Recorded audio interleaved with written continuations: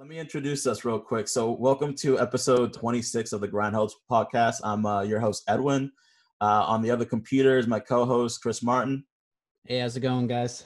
And Back again. We have a special guest waking up in Brockton right now, St. Lyor. What's up, man? Yeah, what's up? What's up? How y'all doing? Thank you for being here. Pretty good, man. I woke up early, had some coffee, played some video games, and now I'm talking to you. So, pretty good overall. Sounds good. So you released this album, what is it, a month ago now, If My Sins Could Talk? Yeah. It's been about a month. Real quick, how with the whole quarantine shit that's happening right now, how much did that stifle the rollout that you had planned to do for this album? It stifled it a little bit, I would say, just because I was planning to I had some shows coming up just to push the project and just to bring some more attention to it. Especially shooting visuals too is kind of a little hard, but I don't think it's too much that I can work around, so I mean, plus when things start clearing up, I can start getting back on track, especially with visuals and stuff. So what visuals were you able to I know you got Aunt Jemima, what visuals were you able to get out before this whole thing? And is there something anything that hasn't been released yet? Yeah, I have one visual for this my song Wifey, but it's kind of like a quarantine version, what I'm saying, people are at home. I'm editing it. I'm in the process of editing it right now. Cool. But I definitely want to do something more live, more real. Yeah. Like the whole FaceTime thing or Zoom thing. So, but yeah, I mean, that's probably it. I'm still in the process of thinking of other visuals though, just how I want to attack it, especially when this whole thing is over. So yeah, for sure. You mentioned that you're having people so you're shooting the video at home. Are you using an iPhone to do that? Yeah, so we asked some people to basically it's kind of like a FaceTime thing, and they're just recording themselves dancing to the song. So that's unreleased. So I'm working on that as we speak. Was part of that? I saw the tap dancing video you posted the other day. That was crazy. Was that part of it? It's kind of something similar, but it's not tap dancing. It's just people dancing. But cool. Yeah, that girl who did it, she just did it on her. I was surprised. I woke up to that. I was like, oh shit, man, the girl's tap dancing. I said, yeah, that was crazy. That was good. So it seems very collaborative, kind of music video. Yeah, very collaborative. There's a lot of moving parts. So dope. So you recently did a song with Michael Christmas. Can you talk about how that happened and sort of what that process was like? So Christmas, that's my guy. You know what I'm saying? He just hit me up and said, yo, I got this song I want you to be on. I was currently in the recording process for my album too. So it was kind of easy just to hop on that, do my thing. When he sent me the record, I was like, it actually took me a minute to actually go in the studio and record it. It took me I got the record I got the record 3 weeks later. I probably recorded the verse and did everything and sent it to him. So yeah, it was easy, man. It was easy. I just wanted to make sure I represented myself well, because that was probably my first big feature. Yeah. I think you did great. That's a great song. How did that connection get created? You and Michael Christmas, Van Buren, how'd that whole connection come out? So Christmas, he reached out to us. I guess in the summer, I would say. We had a song called what's that song called? I forget the name of the song. But you knew that yeah. With my man Felix and Luke Bars, and he directed the video and everything. That was the first time we met him and we chopped it up and stuff, and we started that connection from there. And through his DJs, Super Smash Bros, we're really cool with them. We're always collaborating. So from there, you know, that relationship was built. And then he just reached out to me. He was like, yo, man, I want you on this song. So it was dope. Oh, It was dope. definitely. Yeah. What made you go with the title "If My Sins Could Talk" for this album? So it was crazy because, I mean, that wasn't my original title. I had a bunch of other titles that I wanted to use. But, you know, those titles, like, I figured that I should probably wait till I have all the music recorded and then listen and be like, yo, what should I call this? So I kind of scratched everything when I finished the project. And then I was just listening to it. And what struck out to me the most is just the content of the songs, like everything that I was rapping about, right? I felt like I was rapping mostly about my vices and like, but in like a celebratory way. Like I was kind of like championing all the bad shit that I've done or all these evil thoughts that I've had. And so I'm like, you know, this is really morally, from a moral perspective, this is bad. Sinning. Nice. I like that. That makes You feel sense. me? I'm sinning. So it's like, you know, especially in consideration, like with all the artists that I look up to, like Kendrick or Gambino or Andre 3000 or, you know what I'm saying, Lauryn Hill, like all their music moves me from a moral perspective. Like, you feel me? I gain a lot of insight from listening to their music. So looking at my music, I was like, wow, all right, this is kind of like a contrast. It's a big contrast to like my inspirations and what they talk about in their songs and stuff. I still felt it was real because I'm being honest. You know what I'm saying? I'm being honest and I know where I'm coming from. I know like the impact it could have. So I was like, you know, I just wanted to be like truthful with the project and what it was and what That's very interesting because what I get from that is like whatever your next project is going to be is probably going to be different than this one. Yeah, it's gonna be a nice, like, I definitely had the insight for like I want to follow up with this on some, you know, as a response to this project, you know. So yeah, so I came up with If My Sins Could Talk because that's what I was talking about. So it's like, you know, it made sense. Yeah, it did. So in terms of making the album, you want to walk us through kind of like crafting it? You talked a little bit about it, but in terms of like the production, you want to talk a little bit more about that? So yeah, so most of the project I was able to lock in with my boy Gib DJ. He produced like most of the project, and so we had this like 2 month period where I was just going over his house like probably like 3 4 times out of the week, and we was just locking in recording. Each time I went to the studio, I had nothing. Like I didn't have beats or um, lyrics or anything. We made everything like on the spot. So it was kind of me and him. I was like co-producing, telling him like the sound I wanted and what I wanted to go for. But most of the songs were made. It was pretty easy to make most of the songs because everything was just intuitive. I was just going off feeling and like what sounds right to me. Um, some songs really did though take a long time to like finish. Um, and it's crazy because one of the shortest songs took me the longest to like finish.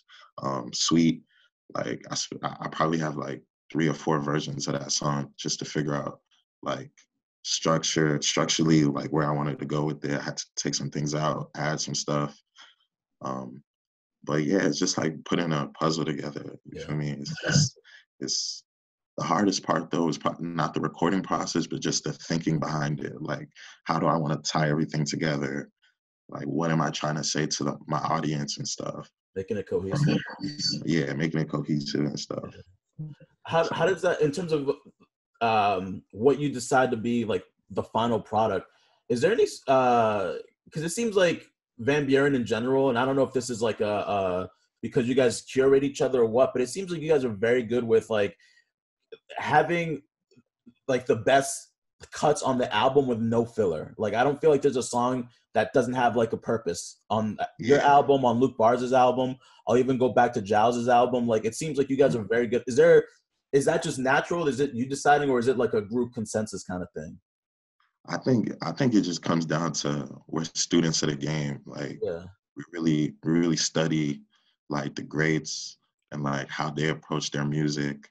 And you know, I know I speaking for myself, and I'm assuming to everyone else in my group too, is like we're album artists, so making albums is like, you know, our bread and butter. You know Yeah. what I'm saying? So we take it serious. You know, it's a lot of effort and concentration in putting in a cohesive body of work and making sure it's like an easy listen. Yeah, You I know? think it's definitely something to be proud of, to have like an album where like there's no skips. Yeah. I don't when I Yeah. listen to your album, when I listen to Luke's album, like I don't skip one song because they all have like, they all sound different, they all feel different. Your album, especially in terms of the energy, like there's a Mhm. lot of energy on the album. Was that like one thing that you wanted to bring? Yeah, I mean, yeah, like the fact that you're saying that too, I'm really proud. Like, I appreciate that you're not skipping a project. I appreciate that. Yeah, no problem. But, yeah, like I definitely made it an effort to like, I wanted to experiment with a lot of different flows. Like, did not want to rap the same way on, you know, more than at least in two songs. Like, I want every song to like be different in terms of the way that I'm rapping. And the high energy is definitely like an emphasis too, just because I was thinking of, you know, my live show, and like I want the same energy that I bring into the songs to be reminiscent in the live show. Like you get the same feeling. So like less friends, more bands. Like I definitely want to give that feeling. Like, yo, I want to see this live because the energy is crazy. So I think you did that Oh. well with the Aunt Jemima video also. Like you were like running Yeah. with the microphone, like you know, getting live. Like it just yeah, feels like that energy is there. It's great. yeah.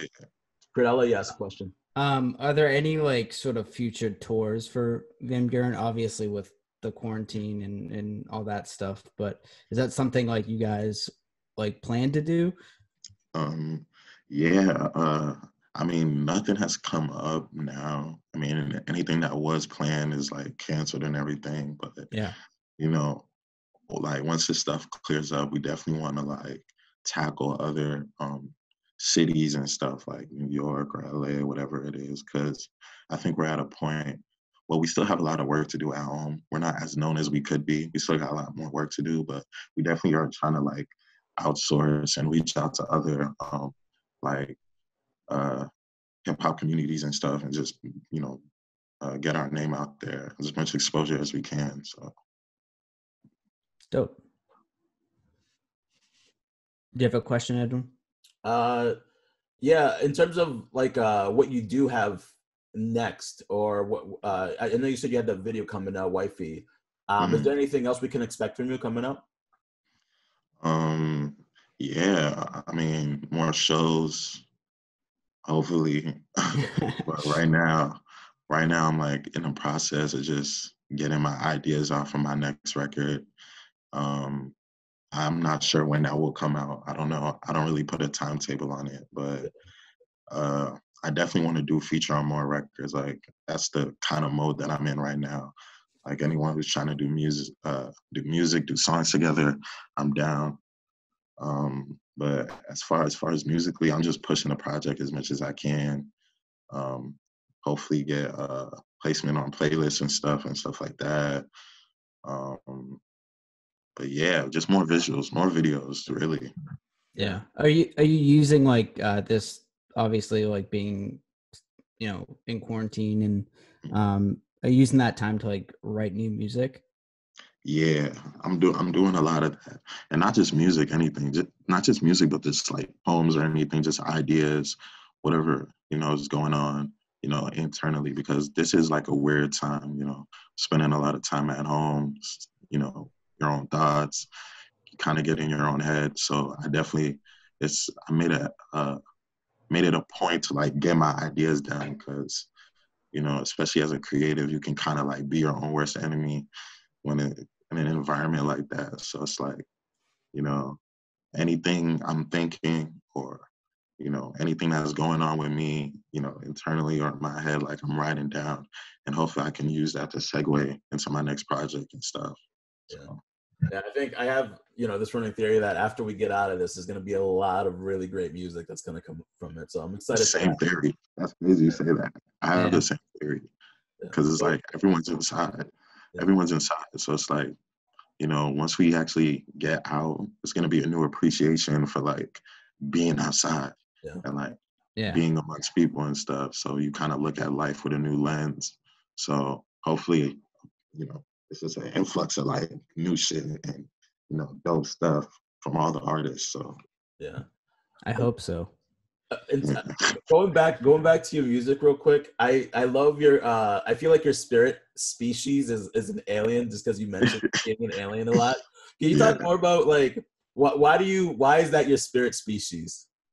So there's a funny story about this. Like, so young when I was young, I played in a basketball league, and my first coach in fourth grade, you know, I told her my name. I'm Nigerian. My name's Etinosa, right?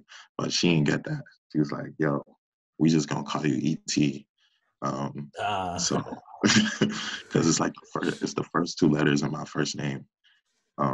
So ever since then, you know, it's kind of like a childhood nickname. All my friends call me that, ET. You know, my teachers growing up in high school, like all throughout school, call me ET. So it's kind of been a thing. I've always had it.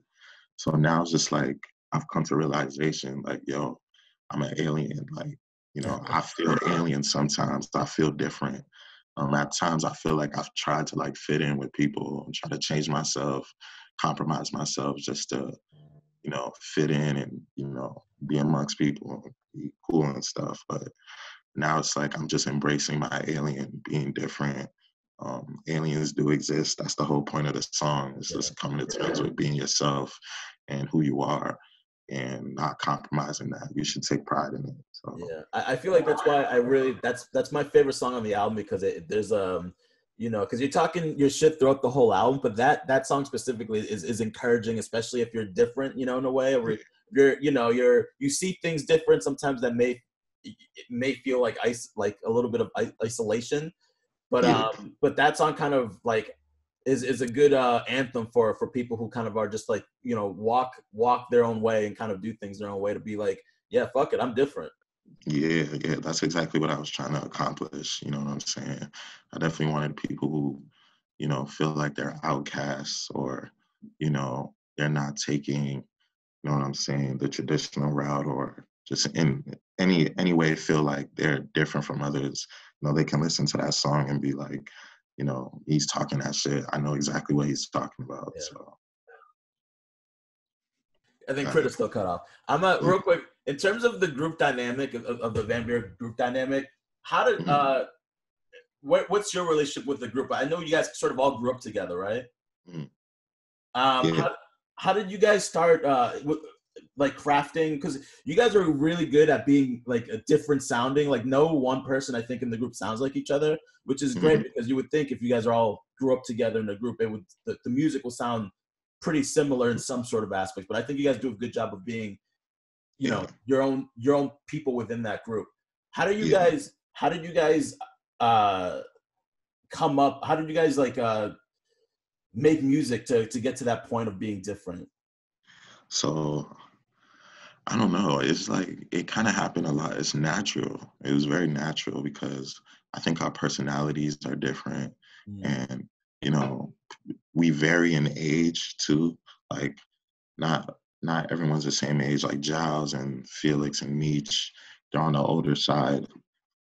Me, Luke, and Ricky were kind of younger, so that definitely plays into the fact that why we sound different and just our influences and the music we've been exposed to. But I don't know. I think it's just we know what it means to be an artist, and it's like you want to be unique, you want to have your own thing, and we kind of just feed off each other. You know, I'll be like, oh, Felix is doing this, so I'm a be on my own shit, or Giles on some, you know, street shit, and I'm doing my weird stuff. So it's like I think the contrast is cool, and it's important as far as just like bringing a diverse sound and like showing our variety.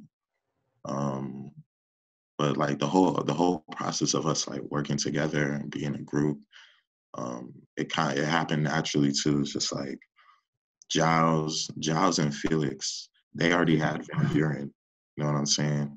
And they were already making music because we all grew up together. and we all knew each other before we joined the group and like said Van Buren, but like we were all making music in Brockton and we would support each other as individual artists, you know what I'm saying, just doing our own thing from the same city. But then Giles was kind of like the recruiter, Giles and Felix. So it's just like, you know, they reached out to me, they reached out to Luke, Ricky. It's just like, yo, join the group, let's do this thing together. You know, we fuck with your music already. Maybe we can make some dope shit together. And that's how it happened. We turned into a collective. So now we're just, you know, dropping projects, making music together, you know, building off each other's ideas. Yeah. Man, this would have been a good, I'm sad that all this Corona shit happened, because this would have been a great year for a Van Buren tour. Yeah. I feel like the culture deserves that, just because like you guys have all been together in a way, just how you've been releasing also your projects one by one. It's like you guys have been definitely on the radar for 2020. Where'd that name come from, by the way? So these niggas, man, they got it from a Seinfeld show, a Seinfeld episode. I knew that's what I think about when I think about the name, because like they had to hold up the Van Buren like 8 sign or whatever. Yeah, they got it from a Seinfeld episode. Nice. I think you can credit Giles with that. I think Giles that's funny. I remember that episode, Kramer like holding up the 8 sign because he didn't want to get his ass kicked by the gang. That is funny. I'm glad that actually is where he got it from, because that's where my brain always goes to when I hear Van Buren. Yeah. You feel me? Crit, I know you hopped up for a second. Do you have do you have any questions? Any last questions? How does Van Buren, how do you guys like figure out what records are going to be coming out and who releases when? Is there like a sort of format, or you're just kind of like whoever has a record done, we're going to put it out? So like it's definitely a group effort. Before we all like consult each other and be like, you know, we want to drop a song. What song are we gonna do? What song are we gonna choose? So we'll just see, like it's pretty like collaborative space, open space. Like we can all like share our own, you know, opinions on what we think should happen. But it's basically like majority rules type thing. Like sometimes too we'll like, you know, have sessions dedicated to like, yo, this is gonna be a VB posse cut and we gonna release this and roll it out, you know, however we gonna roll it out. So, but it's definitely like a seamless thing. Like, you know, it's pretty easy making music with these guys and stuff just because we've been together for so long and like we basically family. So it's like, you know, we just do whatever we feel is best for all of us. It's a collective. It definitely seems like family. Whenever, like, you know, just like whenever I see you guys in the videos together, it just seems natural. The Luke bars, the promo he had when he performed at Great Scott. Like, it all seems so natural, you know, like the chemistry is all there. So that's just great to watch. I want to talk about VB Tuesdays. I love the Van Buren rollouts, because the VB Tuesdays is kind of like the Good Fridays. Whose ideas are those, like to have like those type of who thinks of the rollouts? So with that specific rollout, I'm not sure who thought of it. I want to say Sheed is like our consultant for the whole group. Gotcha, he helps out a lot on like just, you know, product management and stuff and getting stuff together, setting stuff up for us. But I'm not sure who thought of it. I want to say Sheed though. It's just like, yo, VB's gonna have Tuesdays, we're gonna drop music or whatever, you know, it's a project, a song, cover art, video. And, you know, it's kind of like a reaction to the whole quarantine thing, you know what I'm saying? Because we wanted to keep the ball rolling, you know, still giving out content and show people that we haven't missed a step. So it's like, you know, it was a great idea.